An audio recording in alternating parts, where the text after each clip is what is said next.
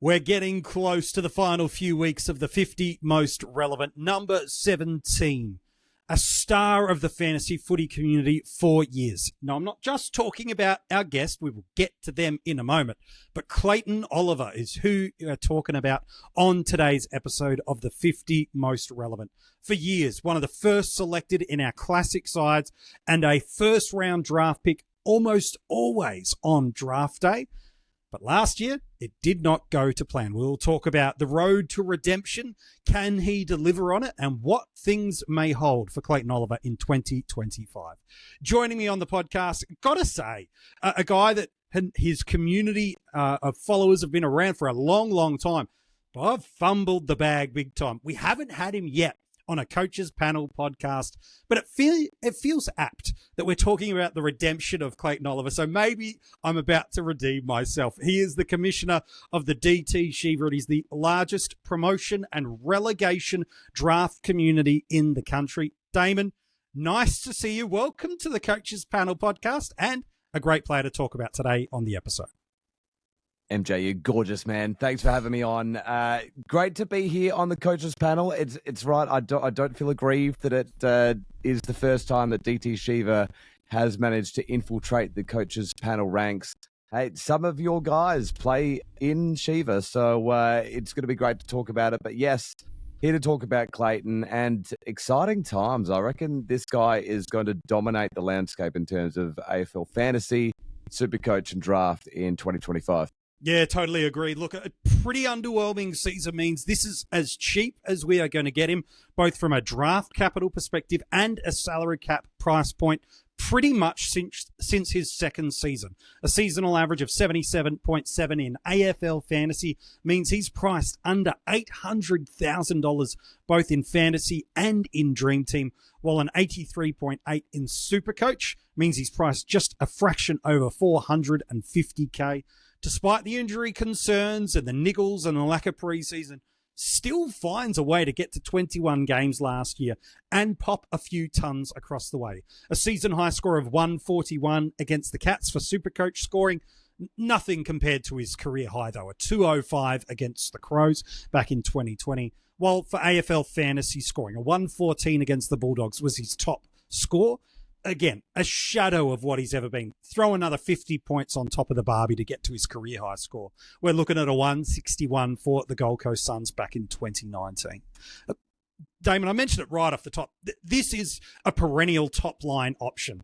This is one of the most well-rounded fantasy footballers going around, where we thought at the start of his career he'd just have a one-wood approach of being a good clearance player, a good winner of the ball at stoppage, a decent extractor.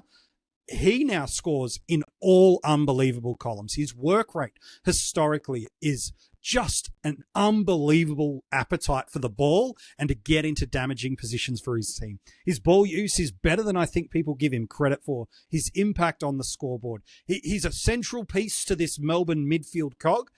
And my goodness me, if we could get him back to even 90% of his potential, let alone what he could be, this is going to be one of the most valuable and value selections coaches have in Classic and Draft in 2025. It's a fascinating narrative around Clayton Oliver, depending on how coaches want to view his 2024 season. As you mentioned, his preseason leading into last year was incredibly interrupted. There were mental health issues, there were physical issues, and yet somehow he pulled out, as you said, the 21-game season. Now, that had its ebbs and flows with low games and big disappointments, which led to that low average, particularly in comparison to everything that had come before.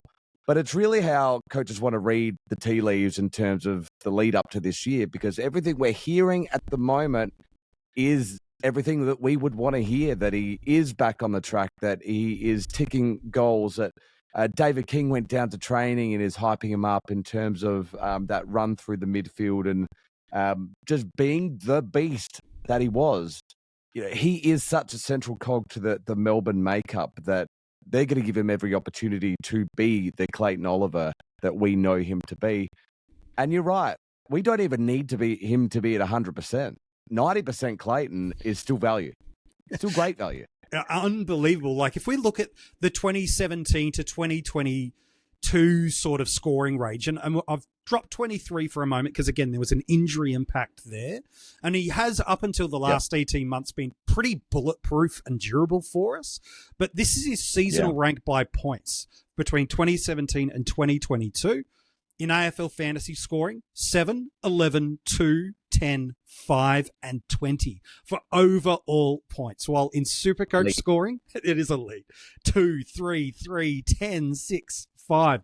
Like, this is a guy who is not just in the top tier. He is the top tier of premium echelon mids. And we've alluded to that 2023 season. He was unbelievably flying out of the gate. If you started him in Classic, you were on the M1. If you drafted him before that mid-season injury, you had the best midfielder in the game, because over that 15-game stretch, he still averaged 120 in SuperCoach with 11 tons and the third highest SuperCoach average that year. While in AFL fantasy scoring, a 113.8, 12 tons and the fourth highest average. So as you've mentioned, we've got this undeniable value of a guy that even within earshot of his potential is going to give you high return on investment on where you select him on draft day, because he's always a first round pick. You don't have to spend that capital in Shiva this year, let alone in Classic, where he is, depending on which year's average you look at, 40 points per game of upside. It is wild the value coaches are getting out of this, if he does indeed deliver anywhere near close to his best.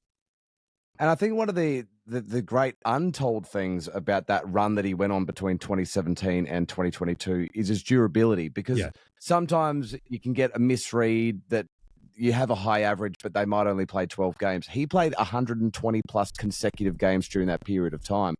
So we know that when he's good, he's really good. Like you're ticking every column, because you get a player that fronts up every week, a captain option that ceiling is enormously high when he is fit and going. There's no way he's getting kicked out of the midfield. Even with the changes that Melbourne made in the off-season, they went after Dan Houston. That didn't eventuate. Christian Petrarca, who plays that mid-forward role, he's still underdone in terms of getting another cracked rib this pre-season. There's no one kicking him out of there. No. Yes, Trent Rivers came up. Tom Sparrow was a failed experiment in the 2024 season. So the position is still his. It's Clayton's to do with what he wants. And we can only hope that that works out well for him in terms of his longevity. He's only 27 as well. You know, he's still got so much time. He is in his prime for an AFL midfielder. So I can't think of any reason, and, you know, touching wood, of course, for his continued health and him continuing to be in a good space. But there's, like, I'm sure as you go through the 50 most relevant, there's been the asterisks, right? The little things that made you say, okay, well, I can see the other side of this argument. This one's tricky in that regard, because, you know, why would you bet against this? Yeah, you try to pull the thread of narrative of, okay, why won't this work? And you look at things like, oh, well, what was the context for such a scoring regression? Well, there was personal issues off field. There was a lack of preseason as a subsequent result. And there was multiple in-season injuries, like that season-ending PCL issue was floating around for a couple of weeks. He had battled sore ribs for a number of the year. And you remember, watch the game. Like, he's got his fingers and hand taped up. Like, so every variable physically went against Clayton. And as you've mentioned, every one of those at time of recording is resolved. He has been unimpeded through preseason for the entirety of it. Every track watcher, every media pundit that goes down to watch them, let alone the always positive narrative that will come out of a club itself, is, oh my gosh, of course, Clayton looks back to his best. So it's a hard pathway to argue why you might go away from him, certainly in Classic, where that ownership is top 15 to top 20 across the formats too. So value is one thing, no early buys, another thing. And now going against the pack with all the variables of his health back, my goodness, you're loading the deck against yourself. And I'm curious, Damon, there's some parallels for the draft community that Classic coaches I think can learn. And we'll talk about DT Shiva, what it is, how to get involved if people haven't heard towards the end of the podcast. But one of the great things that the draft community, I think, could bring to Classic owners is you look not just at price point, but you look at average, what they can return. You're building ranks and tiers into players like a Clayton to go, okay, what am I looking for to know that I'm putting him at the right spot so that on draft day on Shiva, I'm getting him where it's not an overreach, but I'm not hoping for a slide too deep. That's the beauty of what draft community I think can bring to the Classic landscape. So help me, for someone like a Clayton, what's your mindset as a draft coach to look for where do I need to consider tiering and ranking him that I think has some parallels for the Classic community? It's such an interesting one because that top tier of midfielders can get quite chunky depending on how you see each player.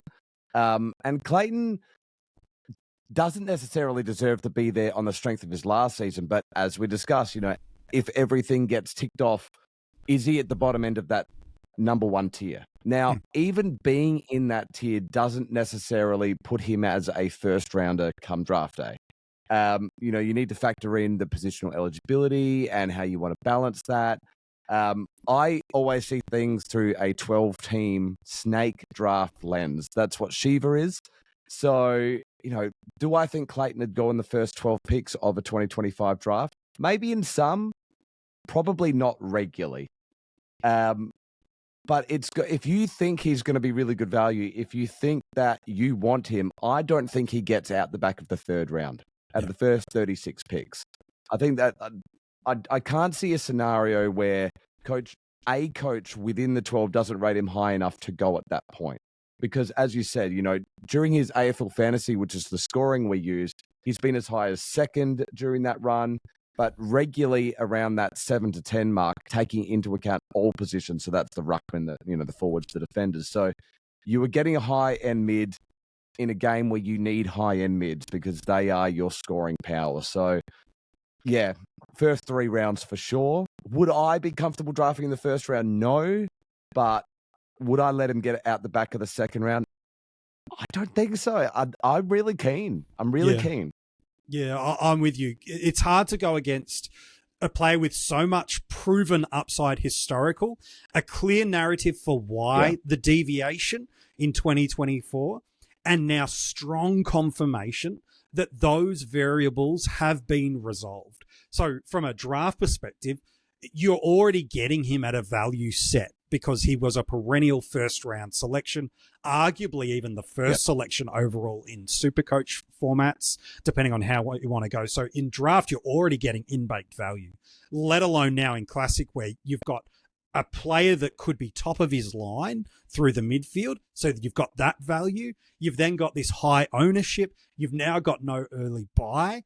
My goodness me, it feels like a real deliberate, almost forced separation point in Classic where you're deliberately going against the grain.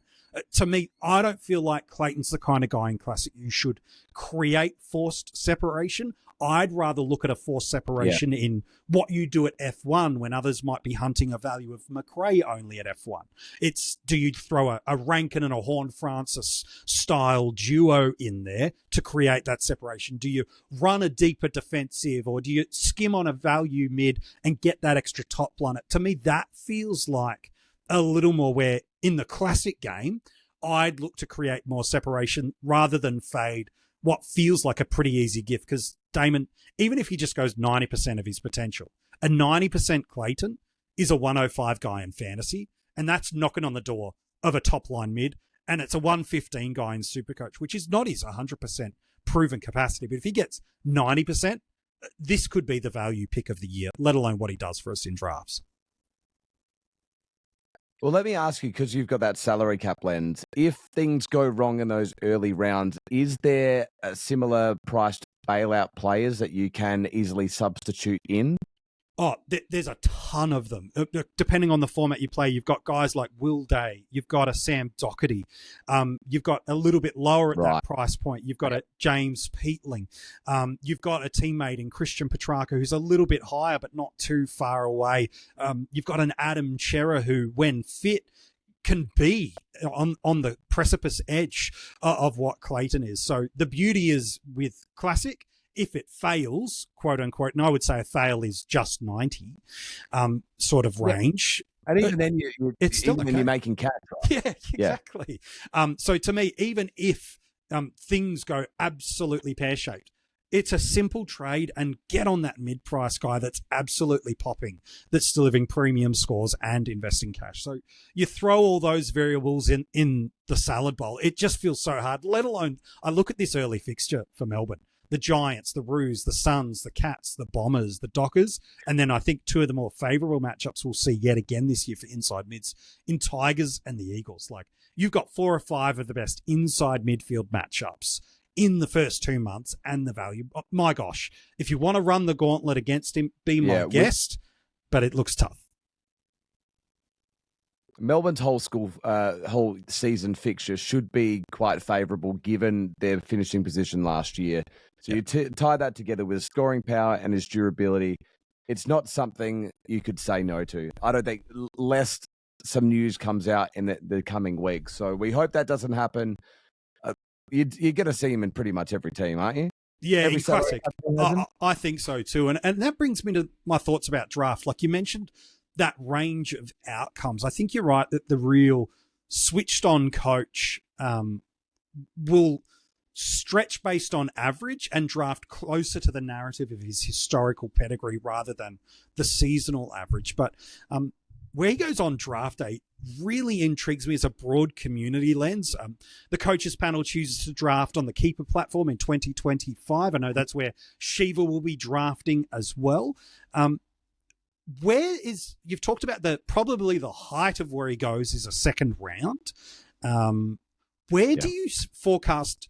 It's always dangerous, but again, you're commissioner of such a large relegation and promotion draft community. Where do you see the basement of where he could go on draft day in the community? I think that's of intrigue to me as much as early as second round. Where could it be as late as do you think he gets picked? I just don't think there's a scenario where he gets. I mean, I said doesn't get out of the third round. I'd be shocked if he got. Like we had 65 divisions last year, 65 separate drafts, all 12-team leagues, and yes, you do see some variance, particularly on some high end. But the high end players stay the high end. I just don't see a scenario where he gets out of the first 48 picks in any draft. Yeah. Any draft. Someone has got to be switched on enough to pick him up. And if you do get him at that back end, then, you know, you're setting up your season so well at that stage by picking such a value pick in what we believe will happen. You just got to hope that your investment is worth it, right? Because, you know, if you're picking him in the second round, you're picking him over established, well-run guys that have had good 2024 seasons that, you know, have had that recent consistency. So you want to be making value picks at that point. You just hope that Clayton's one of those. Yeah, absolutely. And if you are really that nervous, you just protect that selection in your third, fourth, or fifth round with maybe that additional midfield spot, just to really hedge some protection through there if you indeed needed to do so. Hey, mate, it's been awesome to chat to you, but let's talk Shiva for a moment. Early registrations, well, they're still open. If people have never heard about this great new game for them, it's been running for, I think, like a decade or so now that Shiva's been going. Tell us about how it works, how you can get involved, and what people can expect in 2025 from Shiva. Yeah, Shiva in 2025 comes into its 13th year, which is crazy to think about. We are Australia's biggest AFL draft game, period. Last year, we had 780 coaches from across the country, from across the world, who all take part in this one competition. So we split into 12-team leagues, and it's promotion and relegation. So we're moving all over the place. And you don't just move one league. If you win, you go through pathways of Champions Leagues, which you can catapult yourself up the top. And we like to think that Shiva Division 1 is the most prestigious draft competition in the country because it's this distillation of successful coaches over such a long period of time that face off for the Shiva Championship. It's a fantastic community, and what I love about it is that people that haven't tried draft football before, or people that are just getting into the draft game, may not have a group of mates that all want to get in at that same level. What Shiva allows coaches to do is say, actually, I'd love to play this game. All you got to do is register. We will set you up that competition with 11 fantasy coaches that are all in. We draft all at the same time. So the draft this year is Sunday, March 9th. We have in-person drafts, so we get people to the Richmond Bowls Club in Melbourne. We had about 40 people there last year, which was a fantastic event. But smaller satellite events around the country, but you can draft from home as well. That's totally fine. But registration is open till the end of February. So if you're interested, you just want to find out a little bit more about it, dtshiva.com.au has all the rules and registration details. We have the Facebook community, DT Shiva, to search there and join us to find out a little bit more about it. We've been running for such a long time, but what I love about it most, MJ, is the community. Because, I mean, you know how good people are in the fantasy community. This is just so many people that love the same thing. There's a lot of banter and, yeah, competition-wide prizes as well. There's so many reasons to get involved. We've put all the details for the website and the timelines too, to make sure you don't miss that registration in the description of this episode. If you fancy yourself a pretty good draft coach, this is the place to test your drafting ability against the best of the best in the fantasy community in the country. Or if you're like, oh, I love draft, but I can only get 4 or 5 mates together for a league. This helps too. So jump on in, DT Shiva. It's on the Keeper platform.